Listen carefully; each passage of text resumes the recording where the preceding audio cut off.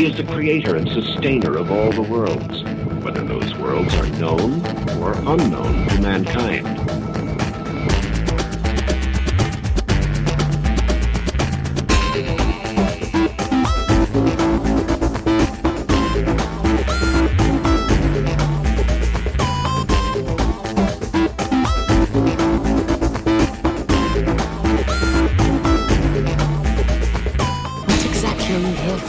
To see with eyes unclouded by hate. Does not wisdom cry and understanding put forth her voice?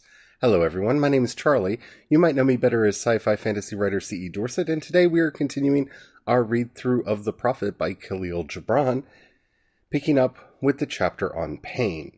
If you would like to read along with me, the book is now in the public domain, so if you do a quick search, you should be able to pull up the text and read along if you like. Without further ado, let us go right to the text.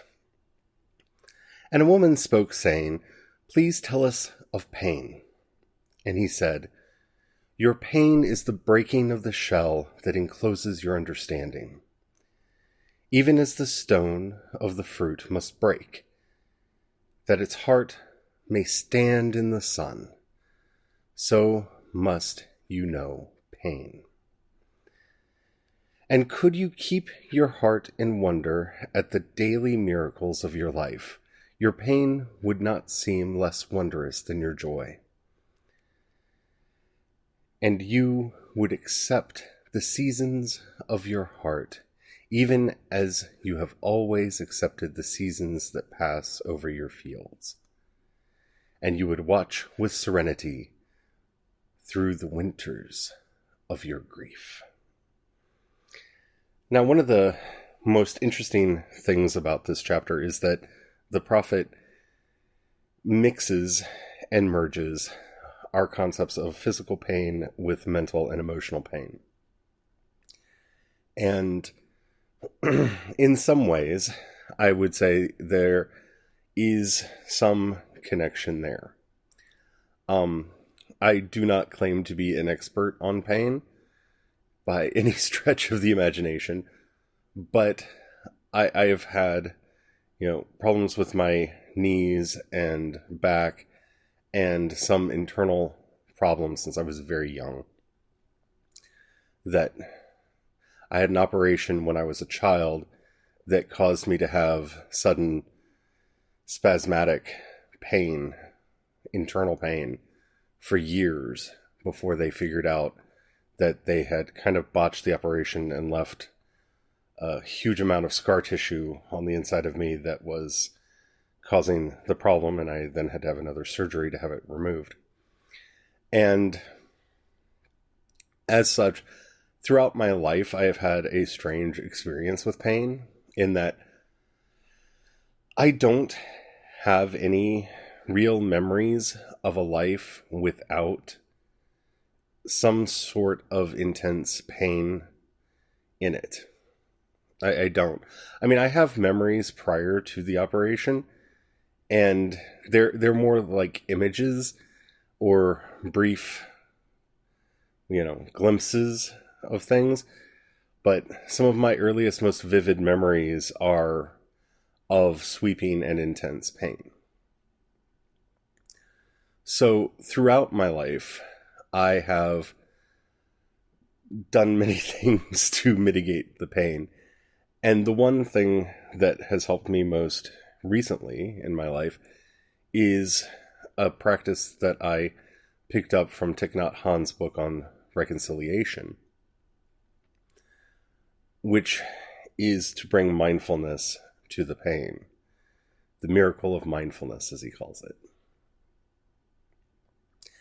And it's amazing how mitigating mindfulness can be. And what this has cemented in my mind, and it's something that we're going to talk about a bit when we go on to the next section, is how much there is a difference between pain and suffering. At least in my life. I don't want you to think that I am judging anyone who has had a different experience to my own, because I am not. As somebody who has experienced various chronic pains, for as long as they can remember. I would never dare judge someone who has not had a similar experience to mine, because I do understand and know how debilitating those pains can be. And to this day, I still sometimes have pain that is so debilitating that I can't do anything. But what I have learned throughout my life, both from my emotional pain and my physical pain, is that pain exists. It comes, it goes, it abides for the time that it will. But suffering is, to a certain extent, a function of our attachment to the pain and our acquiescence to it. I know in my own life, from my own experience, when I bring mindfulness to the pain, to the area that is crying out, and have that sort of mindful detachment that you learn through meditation, while the pain may remain, sometimes it actually appears to lessen, but often the pain remains. But my experience of suffering that goes along with the pain dulls, and sometimes even disappears. It is something that is almost miraculous, almost magical, and something that I highly recommend you try in your own life. I would recommend that you buy Thich Nhat Hanh's book on reconciliation, just because I don't have the time on this podcast, and I don't want to step on his toes, because he teaches the process far better than I would. But it is something that has helped me out a lot. Continuing from the text. Much of your pain is self-chosen. It is the bitter potion by which the physician within you heals your sick self. Therefore, trust the physician and drink his remedy in silence and tranquility. For his hand, though heavy and hard, is guided by the tender hand of the unseen. And the cup he brings, though it burn your lips, has been fashioned of the clay which the potter has moistened with his own sacred tears. Now, I feel like I have to insert something here. There are a lot of woo salesmen and snake oil salesmen on the internet nowadays that are encouraging people to do all manner of things and drink all manner of poisons, on the false idea that they are cure-alls, that they are panaceas, that they found the magical matrix, that you just drink this poison and you will get better. And then people write to them saying, well, I drank your poison and it hurt. It caused pain. And they say, well, that's just proof that it's working. That's not what the prophet is saying here. And that's not what I or Gibran is recommending. A good way to think about this is, a bruise or a stubbed toe or, a cut. They hurt as they're healing. I remember when I broke my arm, the exquisite pains that would radiate out from it. And that was the healing process. I remember when my cast was taken out and I had lost so much strength in that arm, the pain of getting that strength back. That was the process of healing.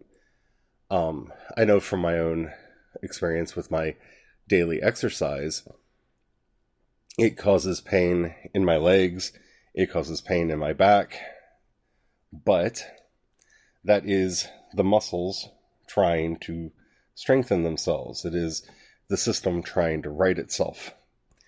And so, while I don't believe that the prophet is encouraging a, no pain, no gain mentality here, it is important to remember that, as we say in the Via Negativa, pain is a real part of our spiritual process.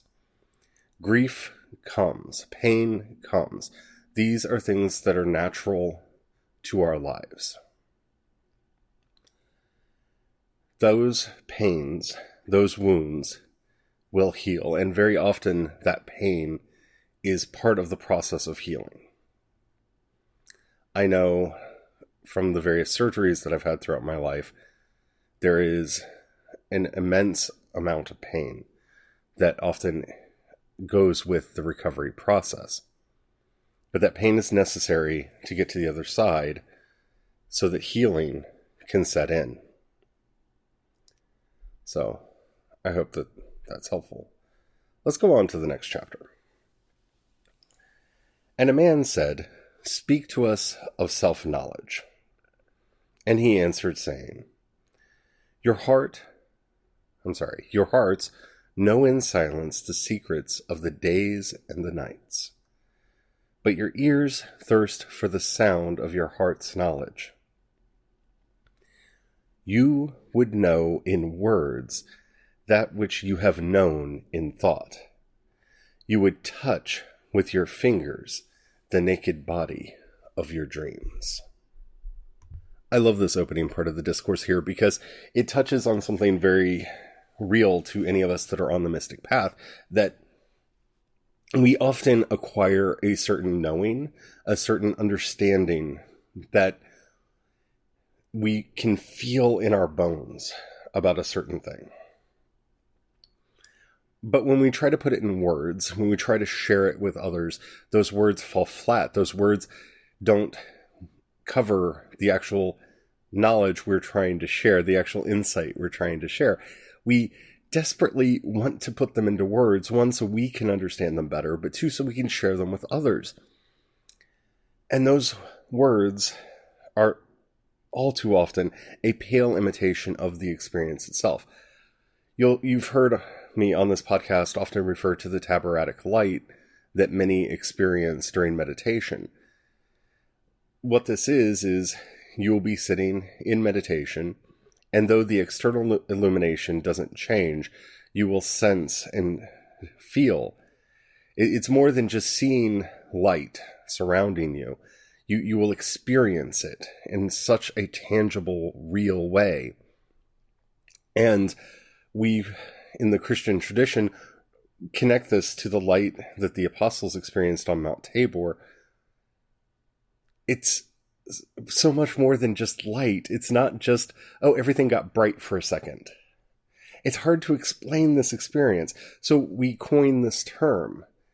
And it's a term you can find in mystic writings going back for centuries, because it's something that we can discuss the tabaratic light. We can discuss the light that the apostles encountered with Christ on Mount Tabor, and see how their experience and our experience relate to each other. And through that metaphor, we can then discuss this experience better. But we will always have that desire to touch, to feel, to hold in words an experience that is so far beyond words that we can never put them there.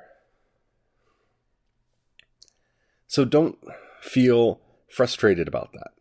Don't feel locked down in your inability to express these mystical experiences, to express these inner truths. There are many that are really hard to explain. I've, over my life, especially here recently, had to try to explain to other people what my dysphoria feels like and what dysphoria is. And I can share a medical definition, I can share, dictionary definitions, I can try to relate my experiences, but those experiences pale next to the actual experience. The words just can't reach the actual feelings and sensations that I have in those moments. But that doesn't mean I shouldn't try to share. I shouldn't try to explain. What we always have to understand is that our words are always pale metaphors for the greater spiritual truths we are trying to share. And on that note, let's go to the break and we'll continue this after these words from our sponsor. And we're back. Hello, everyone. Okay, so here we are talking about self-knowledge. Let's continue from the text. And it is well you should. Remember, we're talking about touching the naked body of our dreams. And it is well you should. The hidden wellspring of your soul must needs rise and run murmuring to the sea. And the treasure of your infinite depths would be revealed to your eyes. But let there be no scales to weigh your unknown treasure. And seek not the depths of your knowledge with staff or sounding line. For self is a sea boundless and measureless. This brings me to one of my favorite quotes about God. Was a book written in the Middle Ages, or early Renaissance, somewhere in there, that is 24 kind of aphorisms about the nature of God. And one of them is God is an intelligible sphere whose perimeter is everywhere, whose circumference is everywhere, and whose center is nowhere. And I love that image. It expresses so well an idea that is so hard to express. And remembering that we are made in the image of God, the limits to our understanding and our ability are everywhere. You cannot find them. They stretch out beyond us. But our center is nowhere. It is measureless. It is boundless. We have this horrible idea that we can figure out what stage we're on, what level we're on. Where are you in your understanding? The Buddhists talk about the meditative absorptions, the jhanas, that can be experienced during meditation. And it's tempting for some to try to turn those into what level have you attained. But it's not about attaining a level. It's not about how deep have you gotten into your soul. These are things that we can never really fully delve into the depths of. We could continue this practice forever and never exhaust all of the wonder that is there to be found. Be careful and mindful that you don't get distracted on your path by trying to determine what level or stage you are at. Most of the ones that we have, such as, St. Bonaventure's Journey into the Mind of God, are a series of practices, one after another, to help us experience the world better. They're not actually stages of enlightenment. Continuing from the text. Say not, I have found the truth, but rather, I have found a truth. Say not, I have found the path of the soul. Say rather, I have met the soul walking upon my path. For the soul walks upon all paths. The soul walks not upon a line, neither does it grow like a reed. The soul unfolds itself like a lotus of countless petals. And how true that is. I mean, in the creation spirituality tradition, we talk about the four paths: the path of bliss, the path of silence, the path of creativity, and the path of change. And we talk about these because they make for good umbrellas to discuss a lot of other topics. They are not the only four paths, But for the most part, any experience that you have, you can kind of fit into one of those four. And we don't walk them one at a time. We don't walk them singly. This is why you'll hear me talk about the spiral dance. Some days you'll have one foot in the via positiva and one foot in the via creativa, one hand in the via transformativa, while your mind is in the via negativa. This can happen. These four paths are ways for us to explain our experiences to each other. They are ways for us to learn from the experiences of others. They are a truth. They are paths the soul walks. And the soul dances through them all. I think we have time. Let's go on to the next chapter on teaching. Then said a teacher, "Speak to us of teaching." And he said, "No man can reveal to you aught but that which already lies half asleep in the dawning of your knowledge. The teacher who walks in the shadow of the temple among his followers gives not of his wisdom, but rather of his faith and of his lovingness. If he is indeed wise, he does not bid you enter the house of his wisdom, but rather leads you to the threshold of your own mind. The astronomer may speak to you of his understanding of space, but he cannot give you his understanding. The musician may sing to you of the rhythm which is in all space, but he cannot give you the ear which arrests the rhythm, or the voice that echoes it.